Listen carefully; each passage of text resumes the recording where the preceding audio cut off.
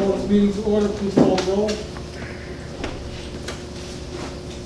Councilwoman Dorminio. Here.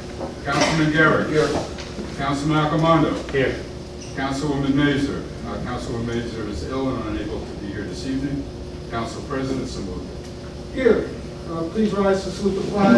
Remain standing in memory of those lost in the tragic events of September 11th, and also in memory of United States Army Staff Sergeant Vincent Marquetta, a New Jersey resident. I pledge allegiance to the flag of the United States of America and to the republic for which it stands, one nation, under God, indivisible, with liberty and justice for all.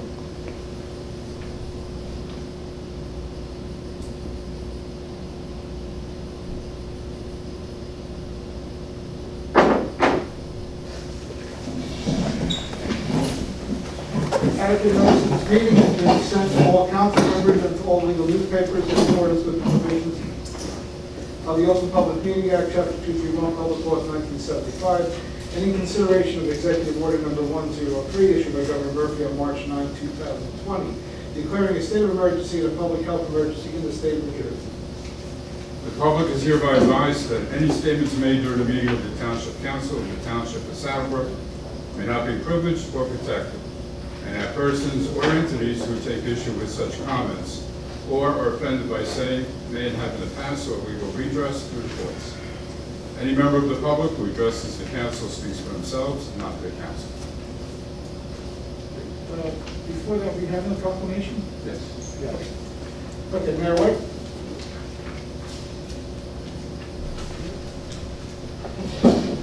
Thank you, Council President. I'm going to read a proclamation. We had a Little League baseball team that had an undefeated season this year. And they really represented the town amazingly well. And they won the Nevis tournament. So, whereas the Saddlebrook Falcons finished the season undefeated with a record of 11 wins and 0 losses. And whereas the volunteer coaches encourage teamwork, character, discipline, and along with their parents and fans create a positive educational athletic environment. And whereas winning the championship is a testament to the dedication and commitment of the players. And whereas we are hopeful that this victory inspires us to continue creating opportunities for our young people to develop and achieve their dreams and advocate community pride. Therefore, I, Robert D. White, the Mayor of the Township of Saddlebrook, do congratulate, and the council members as well, congratulate the coaches and players and recognize the Saddlebrook Falcons 11 and under summer baseball team as the 2020 Nevis champions. Thank you. Thank you and congratulations and job well done to all the members of that team, the coaches, and families for supporting them. All right, I'll entertain a motion to open the meeting to the public. Motion. Motion by Ms. Dorminio, second by Mr. Accomando. Roll call, please. Councilwoman Dorminio. Yes. Councilman Garrett. Yes. Councilman Accomando. Yes. Council President Samuel.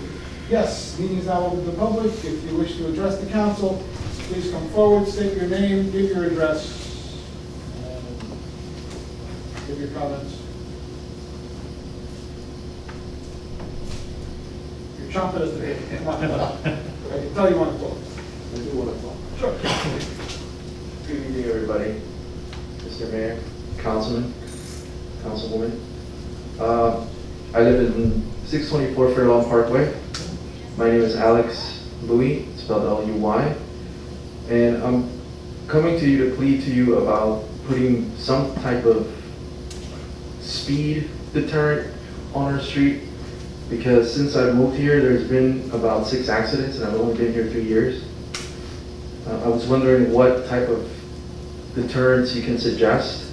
I've heard a lot of things thrown around in terms of speed bumps, putting speed dummies on there, but I understand that if you do put an officer there, it's not going to solve the problem because he can't be there 24 hours a day, obviously. So I just want to come to you and plead with you what type of solutions you can offer for that street. Thank you. I don't want to cut into your time, but I think you're done. But you can, no, stay. Can I ask you, of those accidents, you've been there 2 years, and you know? 3 years. 3 years, and you know of 6 accidents? I know, I mean, I've seen them. Okay. And one kid actually got hit. Wasn't even a car to car. It was somebody hit my neighbor across the street. Pedestrian? Pedestrian, and it was a child. Question is, I mean, you're not an expert in it, but were they speed related? Were they somebody cutting a corner too close? Somebody rear-ended another person? Do you recall? Well, this past, it's funny you asked, and thank you for asking the question. Just this past Friday, there was an accident there. Somebody ran the stop sign on my, because I live in a corner, which is on Wilson. Somebody ran the stop sign, and the car that they T-boned was actually, I think it was speeding, I can't be for sure. If somebody blew the stop sign? Somebody blew the stop sign. So the Wilson driver's the bad guy? That's what I'm guessing, but again, I didn't see it. You live in the corner that unfortunately has that water accumulation? Is that your corner, or is that? I mean, I see water, but it doesn't come to my, Okay, so but that's another issue. In the corner and close to the then- side of the road, just so I'm trying to get it. Towards Saddle Road, no. I mean, it's 2 sides of the street. It's Fairlawn Parkway.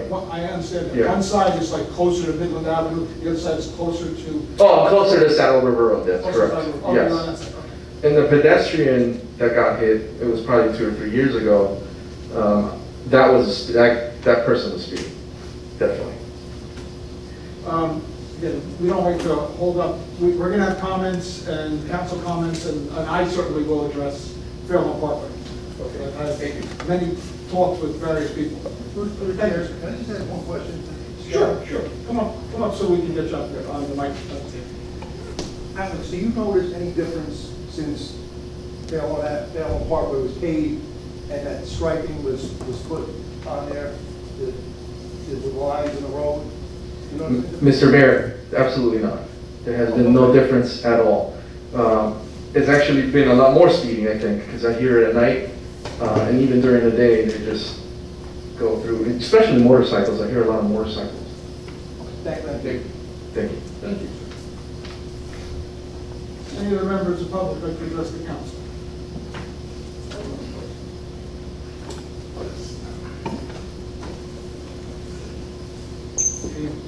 Damon Tudelich, 550 Fairlawn Parkway. How much I hurt your back? You can lift that up. That's all right. This is, I mean, That's it's fault. it? What do you do? That's me. Hey. It wasn't my back. We're gonna get a lawsuit for this. No, guys, I just want to, guys, women, ladies, gentlemen, I just want to say thank you. I know Andrew and I have exchanged a lot of emails about this situation. Mr. Mayor, just to echo what Alex was saying, the lines haven't done much. I don't see anyone passing anyone anymore. But the speeding has picked up, from what I can tell. I shared the videos of the drag racing going on Friday night. Motorcycle next to a car. There were 2 pickup trucks, and then a Ferrari that was just doing like 80 miles an hour. That's a whole other story. But I think since it's been paved and everything that's happened, it's really just gotten worse over there. So, but you guys are doing everything you could, and I appreciate that. And I really, like I said, the first time I was here 2 years ago, I don't really think we can try and help. It's no one's fault but the drivers, right? They're the ones that gotta slow down, and it's everyone from town. So here's another issue. You're pulling them over, they live in town. And then that's a whole nother can of worms that gets opened up. But, you know, thank you for what you've done to date. But to Alice's point, we gotta try and do something a little more before something really bad happens. And I still have the video of the guy that flew up the front lawn, my front lawn that one night as well.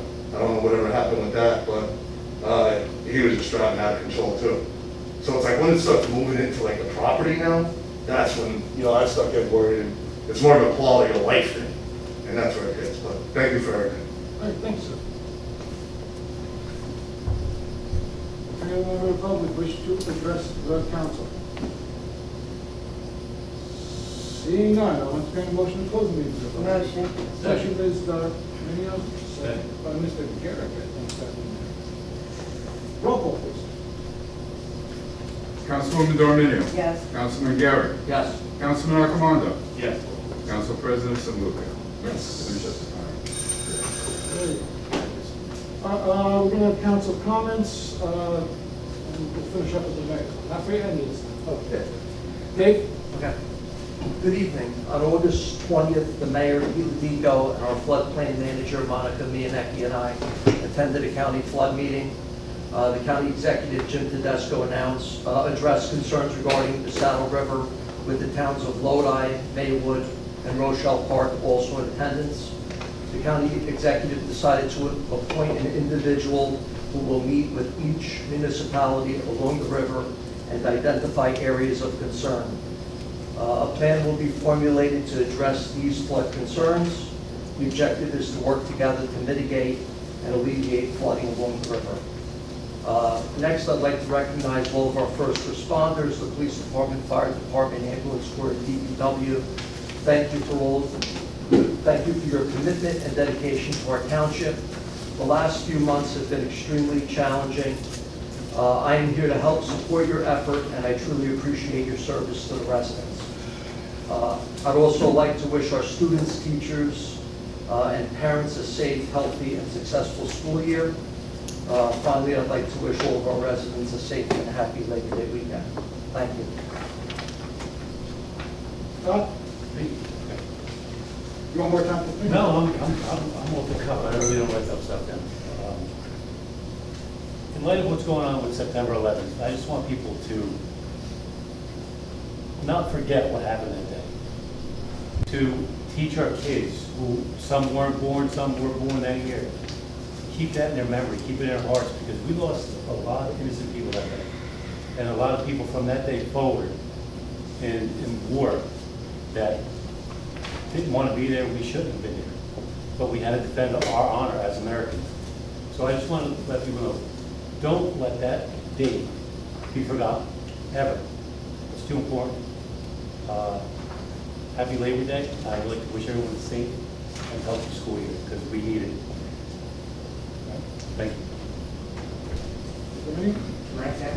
Yes. Last month, we talked about, this is about the seniors. We talked about getting the bus for the seniors to go to the doctors. The bus, I'm happy to know, the bus is on the road. The seniors have it available to them from Monday through Thursday from 9 to 1 for pickup. So I just want to make sure that they know to call the senior center with their appointments. Now that we're opening up, we are allowed to open up the senior center. It would be 25% capacity. So effective, we're looking at around September 23rd. We're going to bring back the exercise class, which there's only about 8. And we're looking to bring, as you know, we do bingo Wednesdays and Fridays. We will do it, there will be no refreshments, no coffee, no food, no bus. They'll have to get there on their own, but we can do 25 comfortably. With that, the seniors would have to call the bingo players, which come regularly. We'll have to call Joe at the center and reserve their seat. We also are talking about, which we're almost there, we're celebrating our seniors who are turning 90. I talked about this before, but we're actually going to do it in October. We have 23 seniors that are turning 90 in 2020, 90 to 100 years old. So we are doing a special event for them. We're going to do it door to door. So next month, you'll be able to probably see it on television. We did talk about at the work session, we want to bring back the Halloween trunk and treat for the kids. We're going to do it at 55 Mayhill outside. We think we can do it with the boundaries that we have to. And that would be on Halloween, October 31st from 12 to 2. Again, no refreshments, no cookies or any of that. Masks will be required for everybody. And the rain date, we would set a rain date for November 1st. On a different note, I want to thank Andrew, and I want to thank you, Todd, for all that you've done on the roadway committee. I think you did a great job. I know we're ending with Hillside, I believe, when the streets are paved, and Hillside will get their speed bumps. Sorry to hear that Phelan Parkway, but I'm going to not comment, leaving that to you, because that's what you have been working on. So, but I want to say thank you for that. And lastly, Mayor, I want to thank you for all the updates that you do on the COVID, and I think it's really helpful, and I think the residents really appreciate it. Thank you. Thank you, Councilwoman. Getting back to what Todd had spoken about 9/11. About 9/11. When I heard that the idiots in New York were not going to have the light tribute for fear of COVID, I got sick to my stomach. I couldn't believe that people were just so, I don't know, blinded by political hatred, I think. I just couldn't believe that was happening. So what I did was I called Todd, and I said, maybe we can do something in Saddlebrook. And we were talking on the road program. I said, you know, if you got some time, can you possibly look into maybe doing our own? And I got to tell you, Councilman Icomando, within 2 days, had prices and places to possibly do the dual blue lights going up. But no sooner had he started to do that before we could bring it to the mayor and council, smarter heads prevailed that the Tunnel to Tower group in New York City is going to put on that tribute and fund it. So God bless them for making the right decision. We had the moment of silence for 9/11. We also had it for Staff Sergeant Vincent Marquetta. He's from Brick, and under the executive order, the governor has mandated that the United States and New Jersey flags be at half-mast.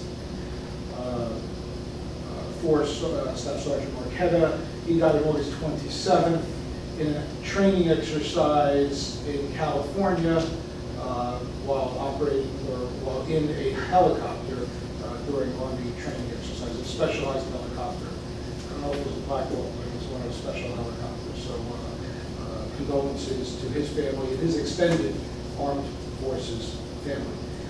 Just going to direct a question to the engineer. Do we have a change order for Hillside as of this time? As of this time. We have our friends from Hillside who have been coming to meetings and have been very active, and so we'd like to get some information to them if we have. We do not have it at this point. I'm waiting for the contractor to provide me prices.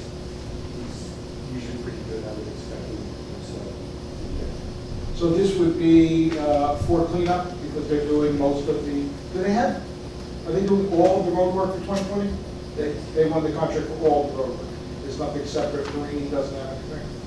Okay, so please, if you could try and expedite the change order so we can get involved and get it done. We've already agreed to do that.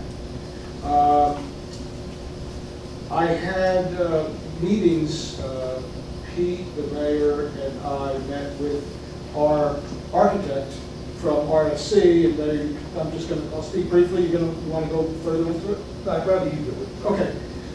We met the other day, yesterday. We met at Town Hall, and RSC was chosen out of a number of very, very qualified applicants that submitted RFQs, RFPs or RFQs? Qs, qualifications. They were all amazingly qualified and experienced.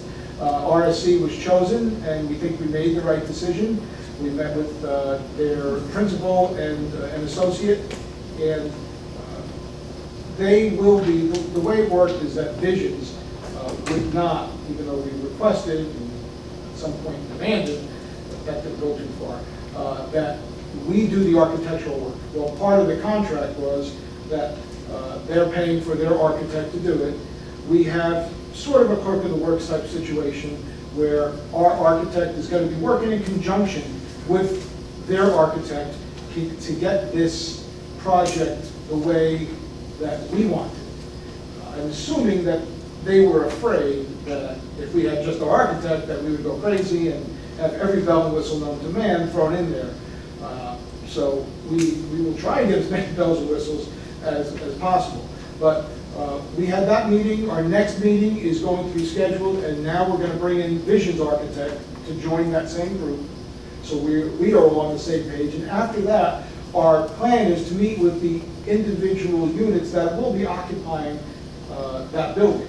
So Pete is involved in every meeting, but he will be there for the township offices. We expect to have the court administrator there for the court part, because the court has very, very specialized requirements. I know working in courts that things that no one would really think about, the AOC, the Administrative Office of Courts, requires separate entrances and exits and different kinds of security measures that our architect is fully aware of. And that's the one thing that, one of the reasons that we got him, is because he's done these things before and knows exactly what are the AOC requirements.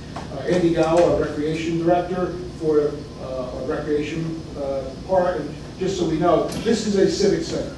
It's not simply for recreation. This is going to be open to people of all ages. We are going to have extra rooms, and what we anticipate is that when we have like the Easter egg function with the bunny and going back to, instead of going back to the high school, we can go back to our own place. When the fire department has their larger events, instead of having to rent and pay the VFW, we already have some place to go. There'll be, I think, an exercise room, there'll be meeting rooms.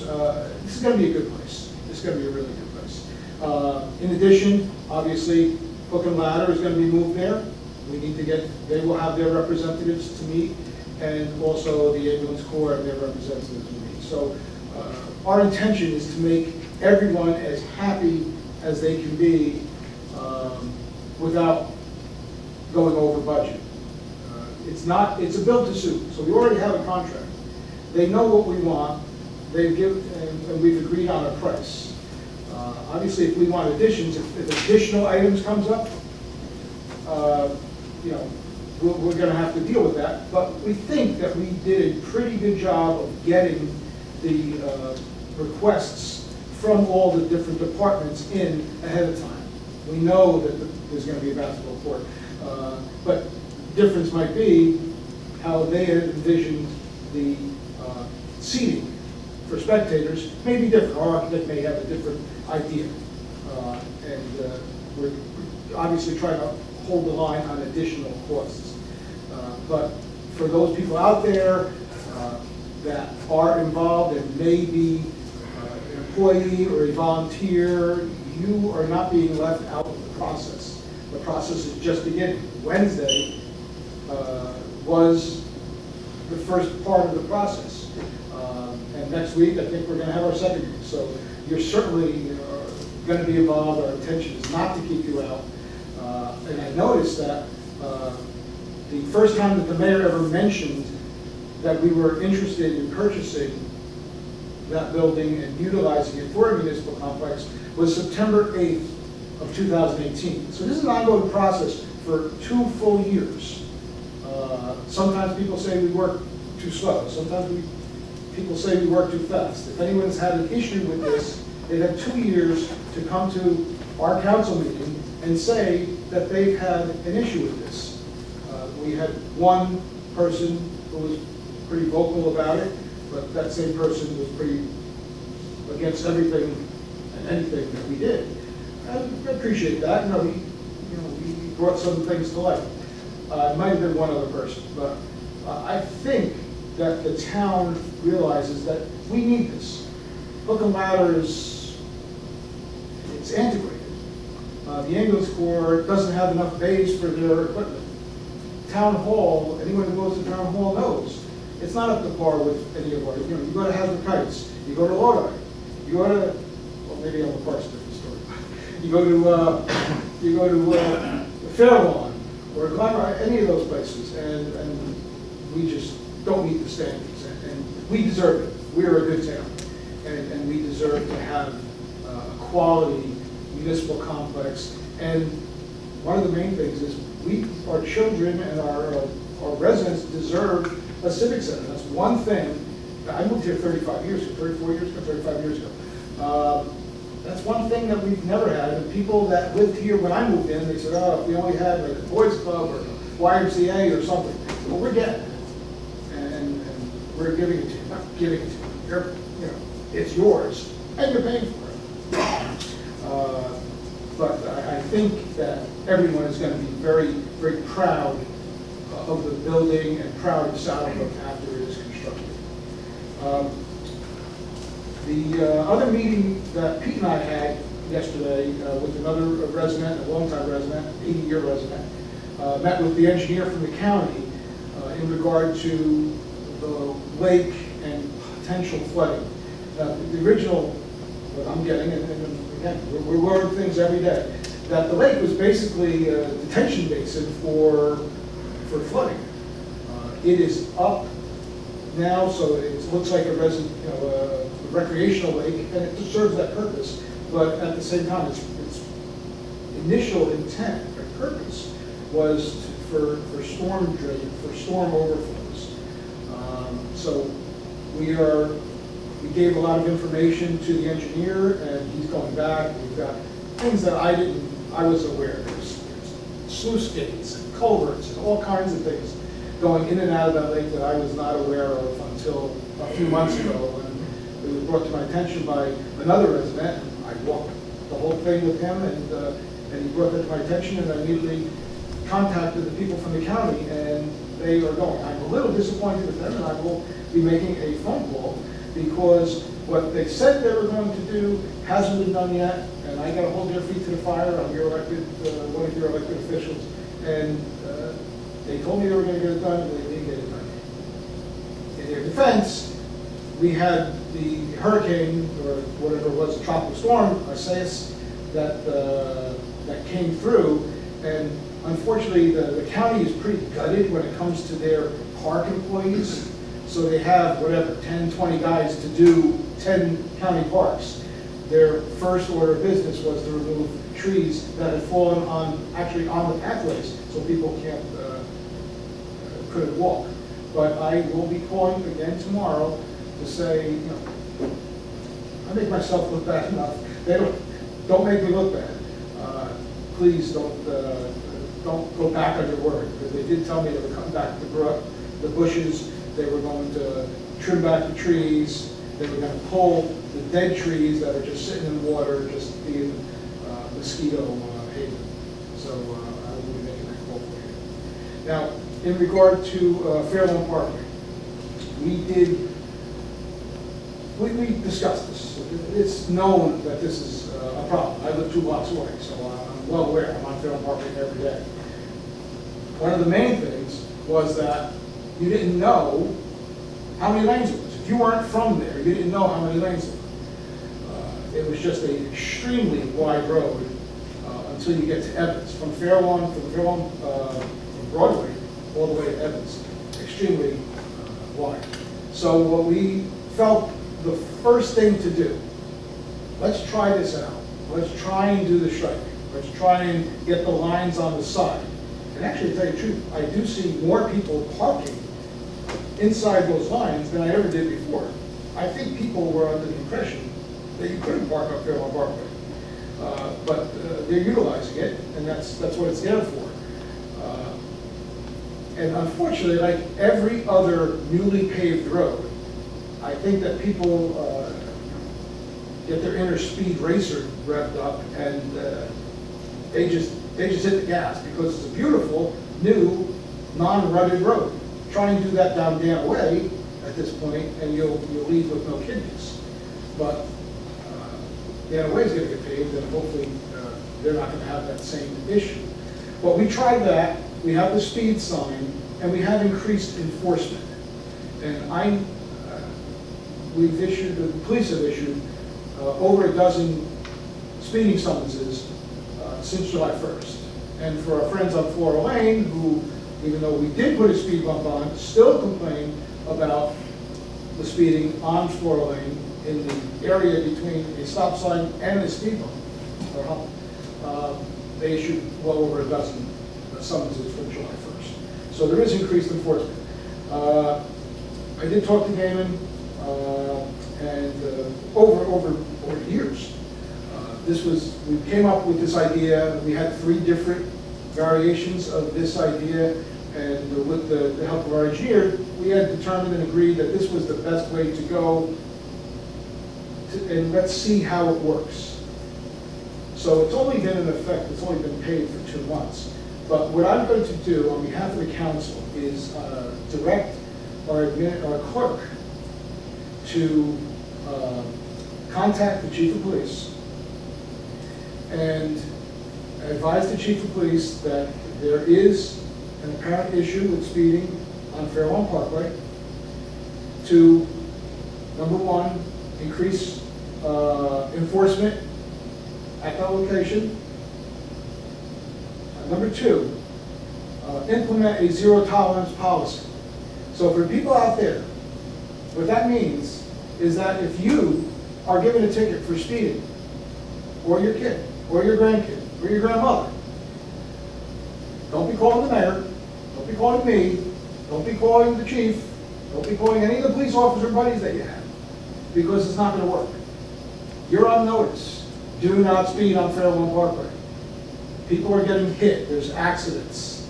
There are kids who live in that neighborhood. It is a neighborhood. It's a little different than Midland, which is mostly industrial.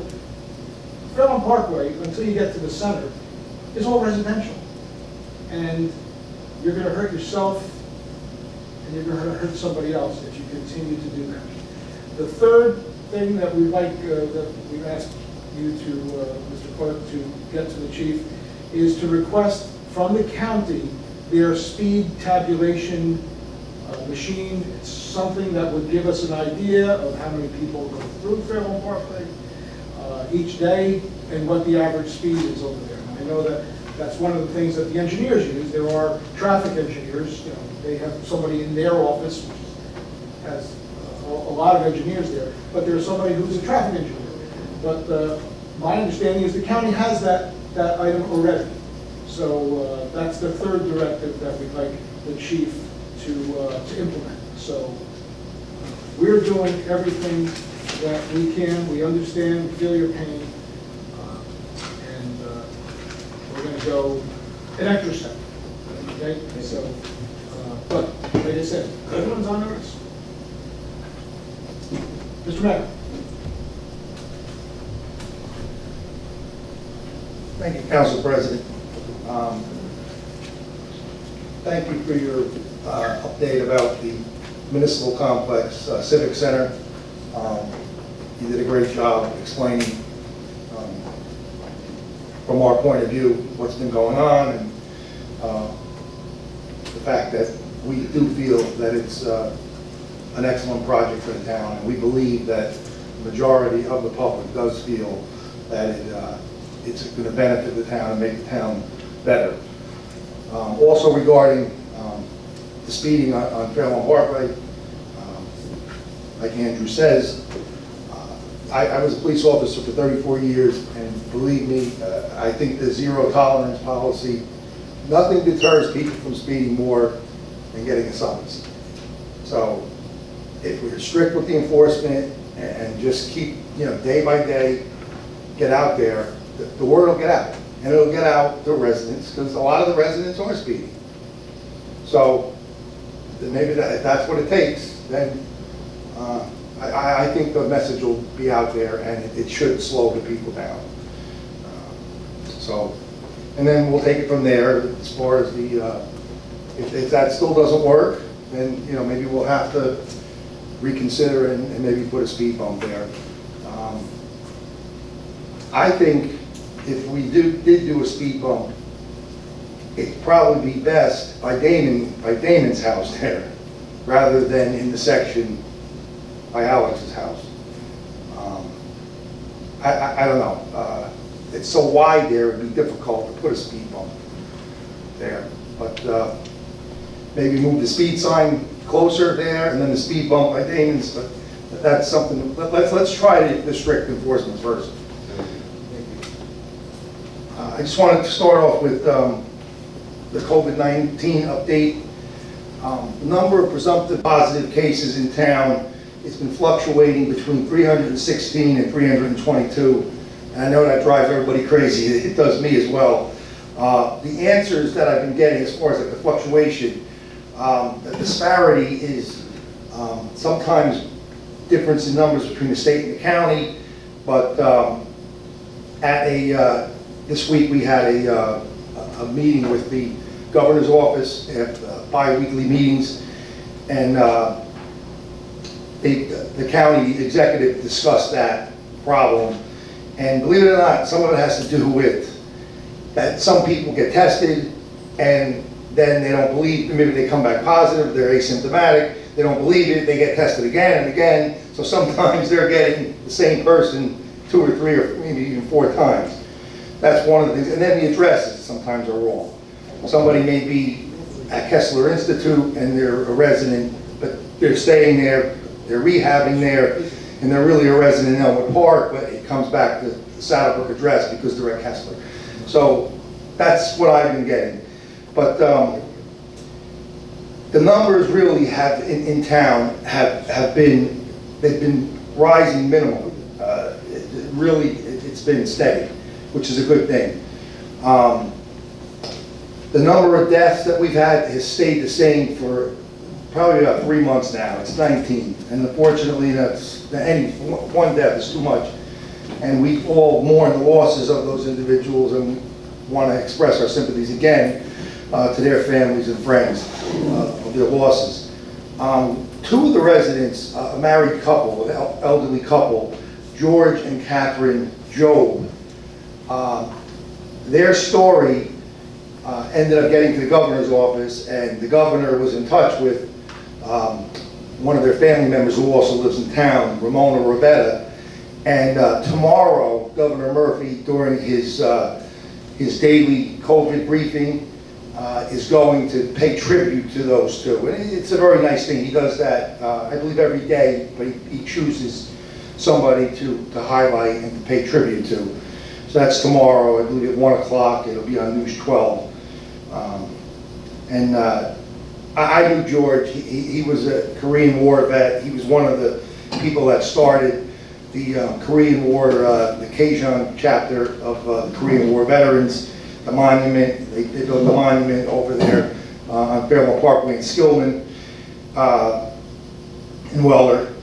And he would have been very proud. He was that type of a person that, so I'm happy for him and his family. I'm sure he's looking down and he'll be, smiling cheek to cheek when they discuss him and his wife's life and sad tragedy, that loss of them. I just want to say too that the cases, that number, that 316 to 322, it's cumulative. So at 19 deaths, as far as we know, all the rest of those people have recovered. Whether they fully recovered, I don't know. That's between them and their doctor. But yeah, I believe that we can say that they've been they've recovered from the disease. Some good things: the governor has reopened gyms, indoor dining, and movie theaters. That's starting tomorrow, September 4th. The Saddlebrook schools have decided to do a hybrid program, blending in-person instruction with remote learning. Our school superintendent, Danielle Shanley, I would really like to commend her, Board of Education trustees. There was a reopening committee that she formed. There was about 50 people. Councilman Garrick was on that committee, myself, all the stakeholders, and really she did a tremendous job. They did a tremendous job developing really what I think is an outstanding reopening plan that allows for the safe and sufficient opening of our schools in the coming weeks. I met with the crossing guards this week, along with the police department and the head school marshal, Diane Cerrone, to explain all safety protocols related to COVID. I want to compliment Diane Cerrone. She does an excellent job supervising the guards. The limit for indoor gatherings is 25% of capacity with a maximum of 100 people. That's been the same for a while, but now the governor changed the maximum to 150 for weddings, funerals, religious ceremonies, and political events. So that's 150 max for those. Everyone, indoor events must wear face coverings. The limit for outdoor gatherings is 500, and masks must be worn if social distancing is impracticable. All our Saddlebrook parks, playgrounds, fields are now open, and I'm glad to say that this week the county park opened their playground, which is nice, in the Saddle River County Park. They had held up doing that, but they did so this week. Our youth will participate in all outdoor recreation sports this fall, and all programs must abide by health and safety protocols. As Karen said, the senior bus for doctor-only appointments is available.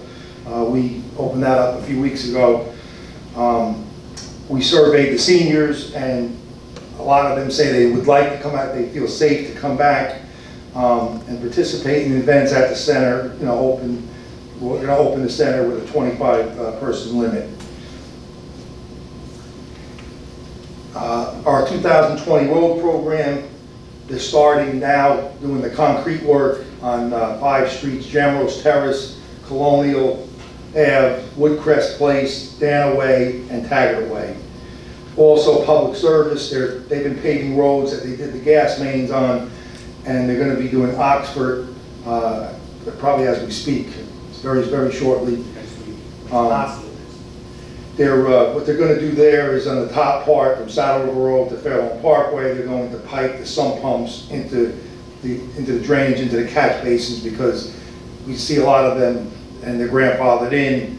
They go out into the street, and it forms an icing condition in the winter. So that'll alleviate that problem. The ordinances tonight, there's 2 involving affordable housing, and I would like our township attorney, Mr. Suarez, just to briefly go over that so people understand.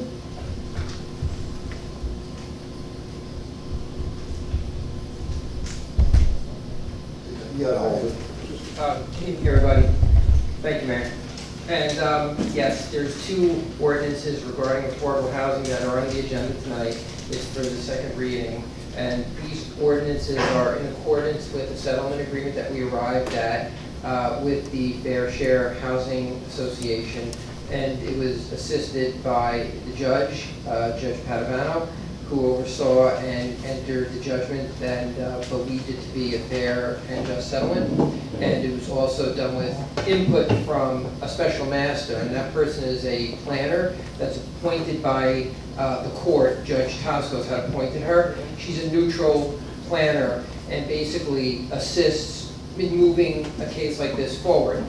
The administrator clerk, Pete Ladigo, and she, myself, and the town planner met, and they did a lot of work on, amongst themselves too. I know that Mr. Ladigo and the special master actually drove around town for a whole day to look at lots and what needs to be included and not included. And as a result, the settlement here is very good for the town for a number of reasons. First is it is fair and just. The second reason is you're not having a situation like you see in the papers in Angle Cliffs, where all of a sudden the town is stripped of its immunity and a developer comes in and builds whatever they want because the town didn't come to an agreement. The fact is that we had to have affordable housing in Saddlebrook. It's constitutionally mandated. That's how the courts have interpreted it. And we went to court in keeping an open mind and trying to resolve it. These ordinances that we have tonight are part of that settlement. One creates what's called an affordable housing overlay zone. And I won't go through all the specifics, it's quite lengthy, but what that does is it makes certain zoning districts, and they've been noticed, and these are certain block and lots in town. It's called an overlay zone because what you have is present zoning and what's there right now, the buildings and whatever is in place right now. But if someone were to come in and those businesses were to sell or get out at some time in the future, this helps satisfy some of our needs, because then these affordable housing zones would then be permitted in that area, and someone would be able to come in, and in accordance with the density that's prescribed here under these overlay zones, they would be able to build affordable housing. But those projects still, keep in mind, need to come before appropriate boards in town for approval. So there's still going to be public hearings with regard to any building that would take place under these ordinances. The second one, 1688-20, does create an affordable housing residential district, and it identifies specific density with regard to the district, and it's in the office mid-rise district, lot 401, lots 4 and 5. Again, I don't want to get into the specifics, but what this also does is move us along with regard to creating, and this was recommended again by the planner and the special master, a district for affordable housing in the township of Southborough. Does that answer, kind of cover generally? Thank you.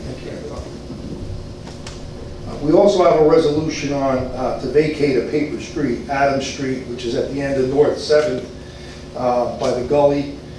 And that was actually vacated a while ago. I know that that was designated a park area, which were prohibited, that no one can build there, from what I believe. So that's also on tonight. An update on the general election. We're going to be meeting next week. Myself and Pete Radico, our business administrator clerk. They're going to update us, and we will provide an update at the council meeting in October. Any important information we're going to post on social media, our town TV, and possibly the bulletin board if we can. We have a new recycling collector, Galaxy. They're going to be starting tomorrow. They started actually Tuesday, but tomorrow townwide. Tomorrow townwide. Please be patient while they learn the routes, but and you have to put the all the recyclables out 6 p.m. the night before. So it'll be tonight for tomorrow. Bergen County Mosquito Control is spraying tomorrow morning between 4 and 6 a.m. for mosquitoes. Please don't be alarmed. We did post it on our Facebook, and we received quite a few comments, and people were fearful that it's harmful, and it is not.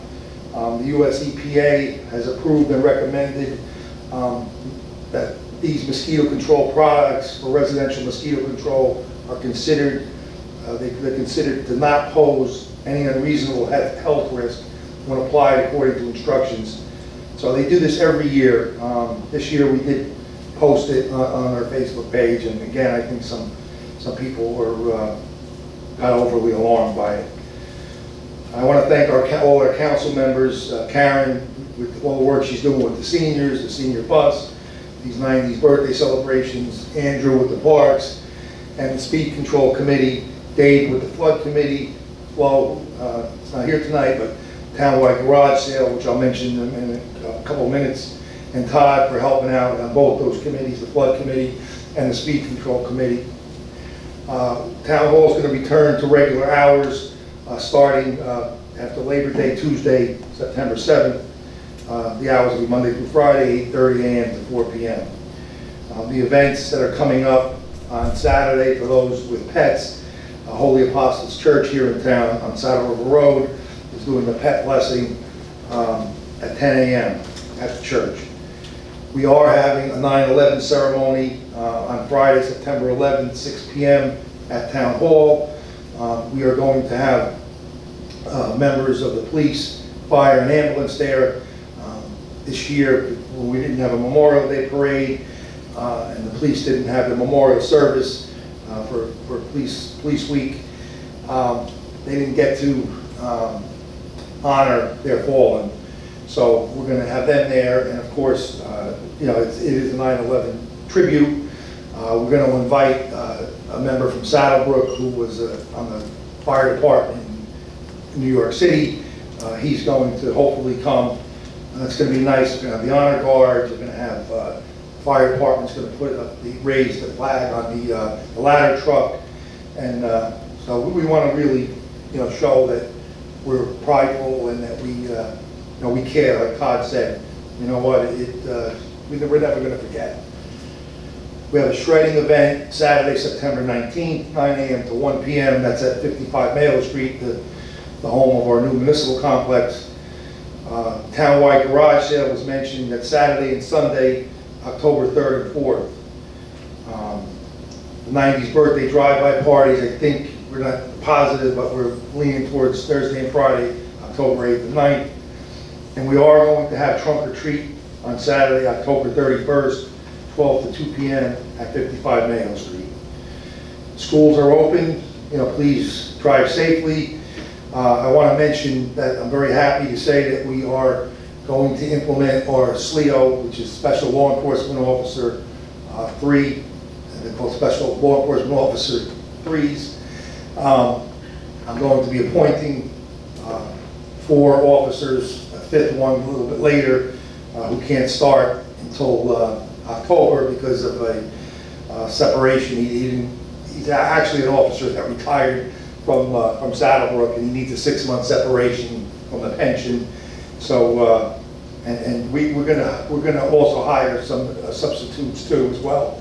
But we're ready to go with that, and these are retired police officers, and they're gonna be in our schools. Every school's gonna have one, an armed, retired police officer, SLEO 3 they're called, to protect our kids and keep everybody safe there, the school and the staff. And happy Labor Day. Thank you. Okay, I believe our township clerk would like to address the public with regard to voting. Yes, thank you, Mr. Council President. Good evening, everyone. As many of you probably heard, the governor's executive order has ordered that the November election will be a mail-in ballot only, as it was in the primary. As the mayor mentioned, the county coordinating with the municipalities to see how we're going to implement the executive order. Right now, we're looking at limited polling places. Again, as we did for the primary, people will not be able to vote on a machine unless you have a certain disability as outlined by state statute. So if you're going to go down to a polling place thinking you're going to vote on a machine, unfortunately, that won't happen this year. By the end of September, beginning of October, mail-in ballots should be sent to every registered voter. So please watch your mail. Be careful when it comes in. Don't think it's a advertisement or a sample ballot, which will not be sent out this year. It will be an actual ballot. There will be a postage paid envelope for you to mail it back in.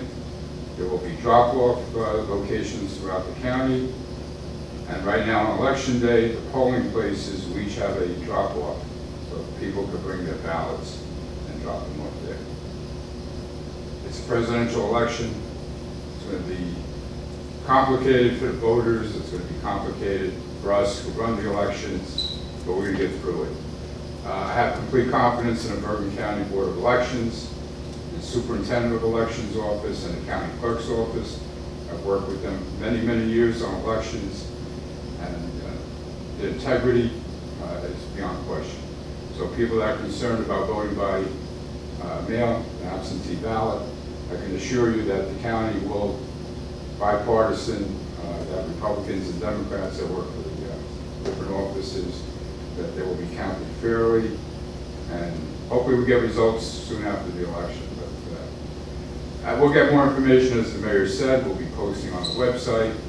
We'll also have information on Our Town TV, and hopefully we're trying to work with the county to get a video where there'll be questions asked, and the county officials will be with me, and we'll do hopefully a program that'll be on the website and TV as we get more information. It's going to be similar to the primary.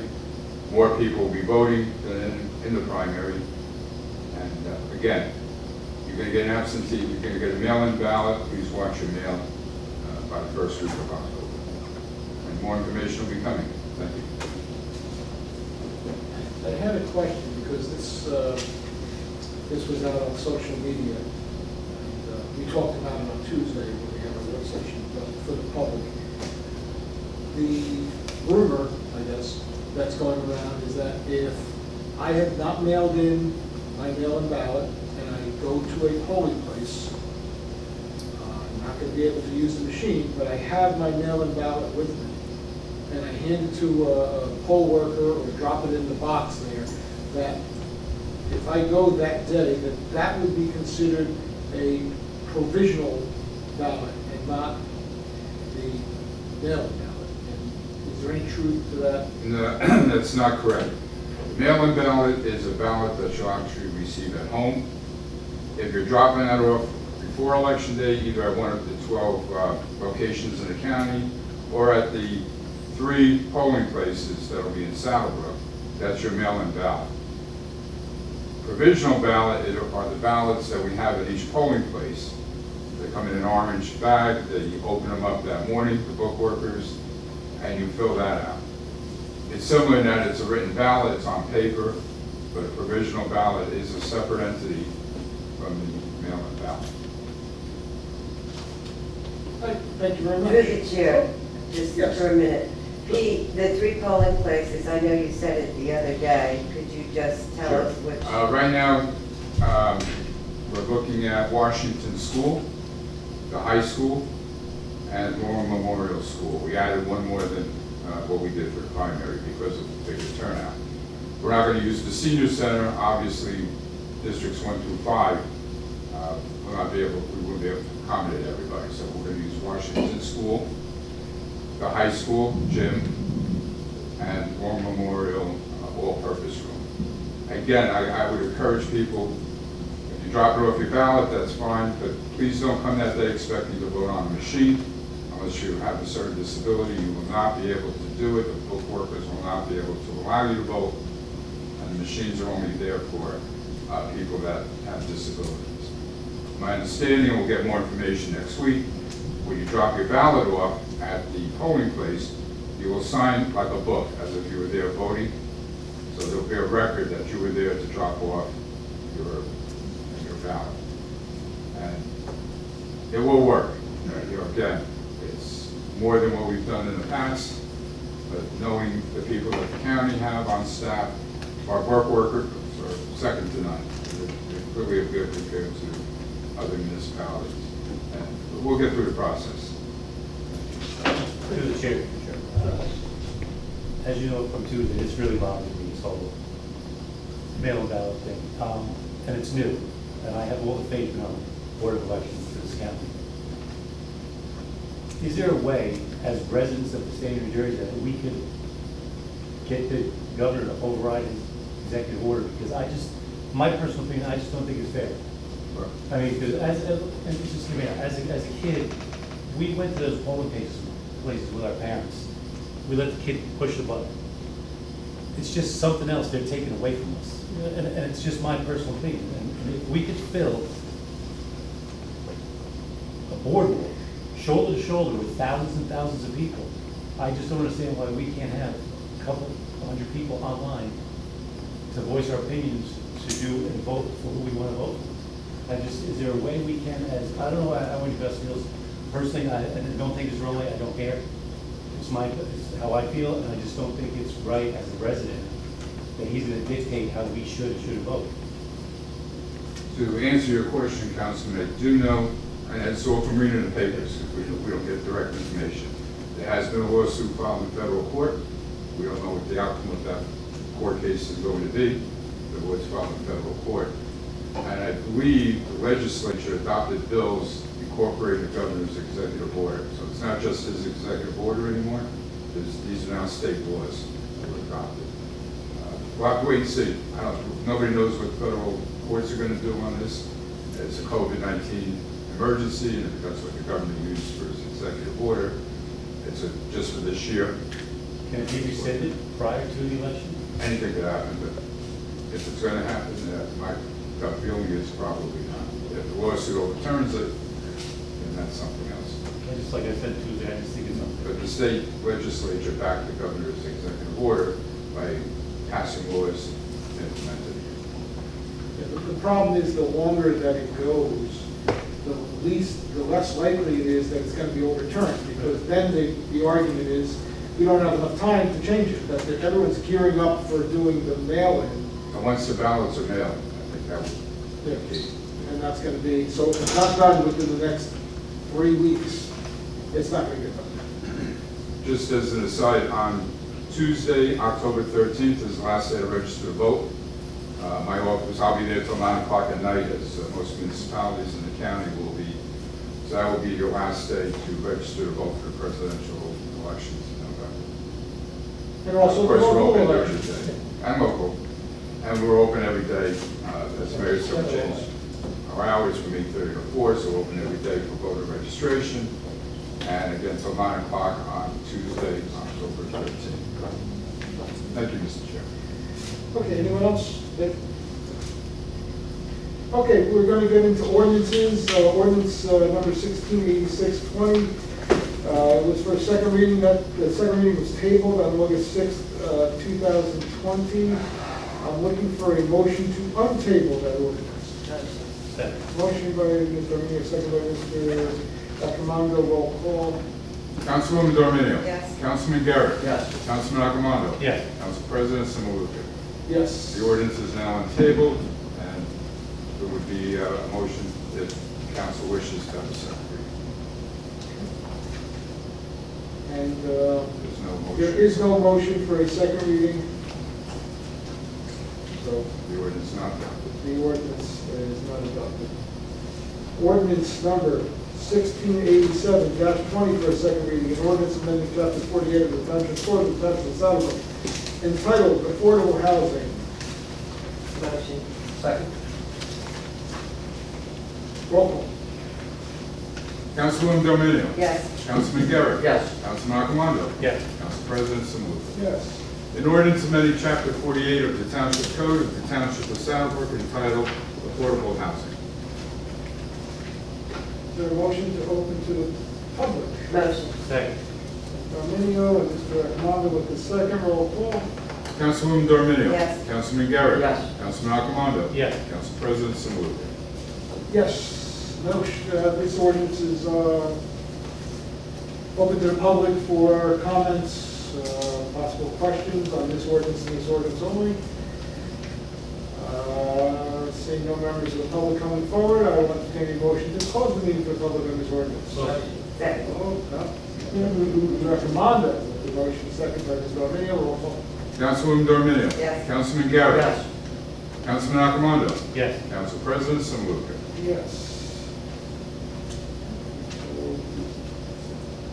Be resolved by the Township Council of the Township of Southwick that the ordinance entitled, an ordinance amending chapter 48 of the Township Code of the Township of Southwick entitled Affordable Housing does now pass on second and final reading, and that the Township Clerk be directed to advertise said ordinance or title thereof in the press, together with the notice of the date of passage of said ordinance according to law.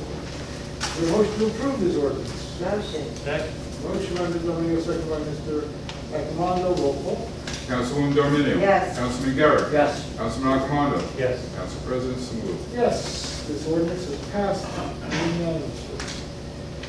The next ordinance is ordinance 1688-20, second reading, an ordinance amending chapter 206-9.43.1, Affordable Housing Residential District. Motion. Second. Mr. Arminio with the motion, second by Mr. Garrett, roll call.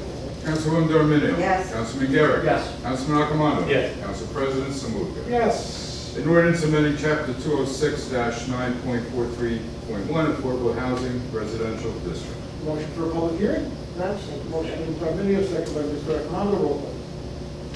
Councilwoman Dominio. Yes. Councilman Garrett. Yes. Councilman Accomando. Yes. Council President Samaluka. Yes. Meeting is now open to the public. Any member of the public wishes to address the council, to ask any questions, make any comments with regard to this ordinance and this ordinance only. Seeing no members approach, I'll entertain a motion to close the meeting to the public for this ordinance. Motion. Mr. Arminio. Second. Second by Mr. Garrett, roll call. Councilwoman Dominio. Yes. Councilman Garrett. Yes. Councilman Accomando. Yes. Council President Samaluka. Yes, please read the resolution. Be resolved by the Township Council of the Township of Southwick that the ordinance entitled, an ordinance amending chapter 206-9.43.1 Affordable Housing Residential District. This is now passed on second and final reading, and that the Township Clerk be directed to advertise said ordinance or title thereof in the press, together with the notice of the date of passage of said ordinance according to law. Is there a motion to approve? Motion. Motion is Minio, second by Mr. Garrett, roll call. Councilwoman Dorminio. Yes. Councilman Garrett. Yes. Councilman Accomando. Yes. Council President, so moved. Yes, this ordinance is passed unanimously. The fourth ordinance is ordinance 1689-20 for a first reading, an ordinance amending chapter 206.29, article 8, entitled additional instructions on corner lots. That is being pulled from the agenda. Yes. Okay, the rest is the consent agenda. And does anyone have, any council person have any items that need to be pulled? 14. Okay, and I guess. We can put 15 We can back. put 15 back on. Ms. Mazur is not here. She would ordinarily recuse herself. Okay, so everything but 15, I'm sorry, but 14 is on the consent agenda. All items listed within us. Mr. Chairman? Sure. I'm sorry. And I just want to note that I given the clerk number 16, was it? The authorization for the, yes, the vehicle maintenance. That's the one that I supplied for the vehicle maintenance? Yes. Okay, I just want to disclose that I work Oh. at Bergen County Community Transportation. Shared and, services. I just want to disclose for the record, just for full disclosure purposes, that I'm, employee for All items listed with an asterisk are considered routine and non-controversial by the Township Council and will be approved by one motion. There will be no separate discussion on these items unless a council member or members so requested, in which case the item or items will be removed from the consent agenda and considered in its normal sequence on the agenda. The one motion signifies adoption of all resolutions, received and filed letters, correspondence, reports, and approval of minutes and applications. Motion. Second. Motion by Mr. Arminio to approve, second by Mr. Accomando, roll call. Councilwoman Dorminio. Yes. Councilman Garrett. Yes.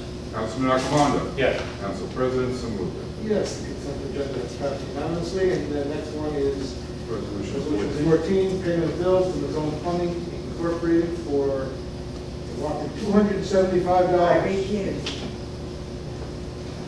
Mr. Arminio is recusing herself and will lock herself in the vault so she can't hear what we're doing.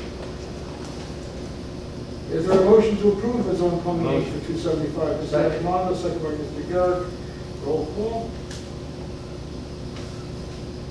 Councilman Garrett. Yes. Councilman Accomando. Yes. Council President, so moved. Yes. Passed. Yes. You can come back and join Okay. us. Join the fun. Thank you.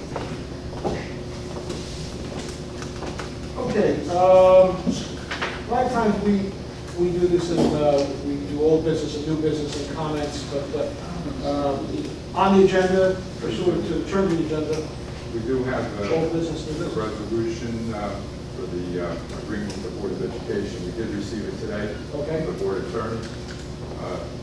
The resolution states that the council would adopt it under the auspices of the attorney approving it. I know the attorney's got some questions. We did some typo. So if the council would like to pass the resolution since school is starting next week, This is Leo. yes, and then we can get the final word. Well, I just, But the resolution would state that the attorney has to approve it first. okay, so it's a resolution contingent on the approval, the review and approval of the township attorney? Yes. Okay. With that being said, I'll take a motion to Motion. approve that resolution. Motion by Mr. Arminio, second by Mr. Accomando, roll call. Councilwoman Dorminio. Yes. Councilman Garrett. Yes. Councilman Accomando. Yes. Council President, so moved. Yes. Old business and new business? Anything that we haven't talked about yet? I just want to say, if I spoke to anybody on the council, I apologize. It's just that's the way I felt about the whole election. Through the chair, Certainly. to answer Mr. Accomando, you know, I feel the way you do too. I mean, you know, I kind of think that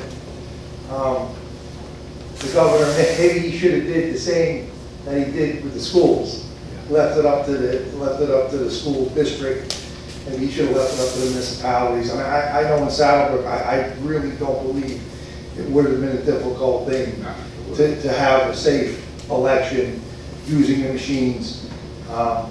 Look, I've been voting in town for many years, and I don't ever remember, I voted at Long School, I don't ever remember there being a line, you know, and I've gone all different times.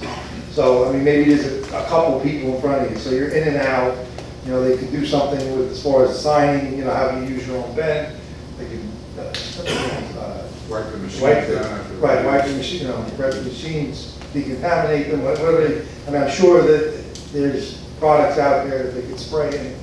So anyway, but I don't like, I too feel that, yeah, I feel that it will be legitimate. I just think it's different, and many people are not gonna understand it. Certainly, some people are you know, that never voted that way before. And you know, the thing is too, it's very strict. If you make a mistake, if you don't sign it, you don't put the ballot, or, you know, the right envelope, you know, the ballot in the right envelope, you mix it up, it's voided out. Your vote doesn't count. So. And it's not the program, it's a pastime, like you did with your kids went, you took them in with you, they pressed the button. Yeah. Our kids are never gonna be able to do it with their kids. And we're not gonna know the results either. Probably not gonna know the results. So next year. Do not call me after 8 o'clock. So- Results. Yeah, Don't happen. So it's very different. And I know some states do it and they've had no problems with it, but anyway. I did want to mention one other thing. I kind of went a little bit more into the SLEO, the Special Law Enforcement Officers, and their assignment in the schools. I just want everyone to know that since I started talking more than I probably needed to, which I tend to do sometimes, but they are vetted. These retired police officers are vetted. They have to go through drug tests, psychological tests. They receive all the training that a regular police officer does. And importantly too is that we did budget for this. We budgeted, this is not something that we just decided today. And the money is in the budget. And this initiative started last year. And the Board of Education, they held a public hearing. It was late 2019, I think. I'm not sure, but I know, myself, the council members were there, with the police chief, we spoke, had a good turnout from the public, and we did feel that strongly that, again, the public were very in favor of this.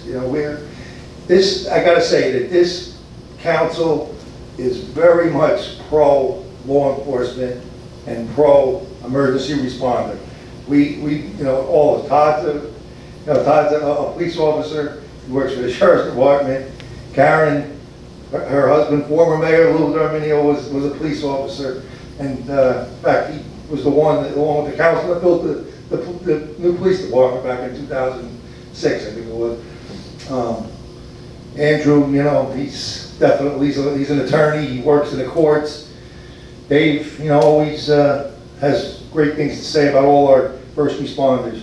So I'm really happy about this program. It's something that I personally wanted to see, because if you look around really all over the country, but in Bergen County alone, the majority, there's very, very few. We're one of the only towns that did not have every school having some sort of security guard or police officer, SLEO, anything. We did have the SRO, who was in the high school, middle school, and the school did have a retired police officer that they hired to do some security, but they were also in the high school, middle school. So none of the elementary schools had any security.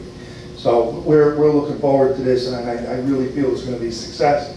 I took part in the interviews of these candidates, and I tell you what, we got some really, really good police officer, retired police officer candidates, and I'm looking forward to it. So thank you. Todd, I join with you. I don't agree with the mail-in ballots. I think that there are states that have done them and have done them successfully. The difference here, in my opinion, is that it took them a while to get to that point. And they've been doing it for some time, but it took them a while. It wasn't, that they started thinking about this in June or July of the same year we're gonna have an election. Now, it's an important election for Saddlebrook, 3 council seats are up. But it's a major election countrywide, and there is a division in the country. But that's the way it is, so it's very important for anybody out there that when you get your mail-in ballots, that you fill them out, triple check them before you seal it, and get them out, and get them to either a drop box, the polling place, or in the mail. And don't wait, and the mayor's right, we're not gonna know about the results for a while. I guess on a local level, because we generally have about 3,500 voters that turn out, usually anywhere between 3,000 and 4,000 or something. 1.56. Okay. We do 60% voter turnout in Southwood. Okay, so we may be able to kind of look at the results that are in at the end of the night and kind of anticipate that anything coming after that would go along the same lines. But we can't be sure, and if it's really close, you have no idea. And it depends on how long it takes them to vote. On a national level, God knows how long it's going to be before we know who the next president of the United States is going to be. Or the next congressman, or the next senator. I usually don't address social media stuff, but something came out. I know I was very angry when it came out, and they basically were indicating, and I got to say, it wasn't any of the local candidates. It was a group that a splinter group that has nothing to do with Saddlebrook. These are people from Allendale and Mawa, whatever. But they came on and they started saying stuff about that this council is about me. I got a new nickname, Defund Andy. I've had a lot of bad things to say about me, but that was new. But that's just horse, like the mayor said, Todd's a cop, John's married to a cop. I prosecute in 5 different municipalities. The mayor was our deputy chief. So where are you going with that? So it's just another thing where I was sitting here saying, should I address it? But sometimes we've been told if you don't address it, that means that you accept it. And certainly that was a load of garbage. They know it's a load of garbage. It's one way. It's a political thing where you try and tie your local people to the worst thing that some people in that political party have supposedly encouraged. Just because there's some radical towns, mostly out west, that are saying this, doesn't mean that the National Party is all for it, and certainly, absolutely 1,000% doesn't mean that your local officials here are in favor of that. That's why I'm saying that. Anybody else with new business, old business, comments? Blah, blah, blah. Okay, I'll take a motion to open the meeting again up to the public, but just for agenda items only. Motion is nominated, second by Mr. Accomando, roll call. Councilwoman Dominio. Yes. Councilman Garrett. Yes. Councilman Accomando. Yes. Council President Samuel. Yes. Anyone from the public want to address the council on agenda items? Council President, could Thomas Van Winkle he was in college, he had a class tonight. Was it virtual? Thomas Van Winkle? But he wants to speak about the mayor's youth group. I think the mayor's youth group was on the agenda. right? It was invisible ink, but it was on the agenda. Good evening. Should Good evening. I lower my mask so you can hear me better, or? Sure. Yeah. Okay. Walk that. I won't, I promise. All right, Thomas Van Winkle, 128 Lincoln Avenue. I serve as the liaison to the mayor and council for the mayor's youth group. I came in a little late tonight because I was having an online class virtually at my house. So anyways, we are bringing back the mayor's youth group. It's definitely been a long time coming.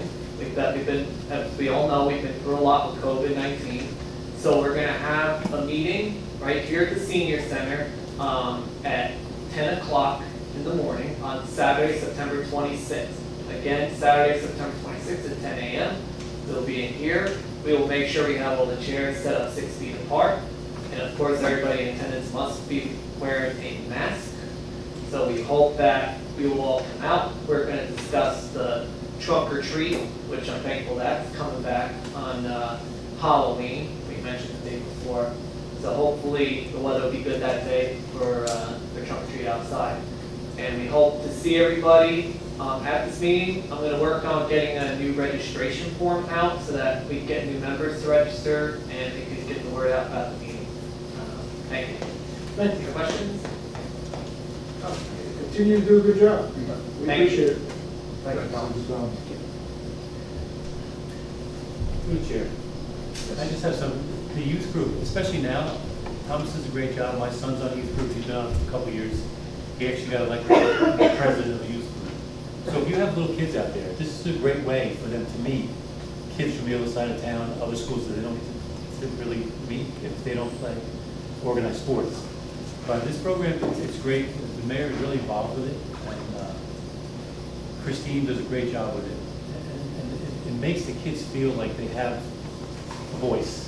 So I mean, if you have little kids and they want to meet other kids and be part of something, I think it's definitely something you should have the kids look into. Even you could come there, you sit with them while they have the meeting.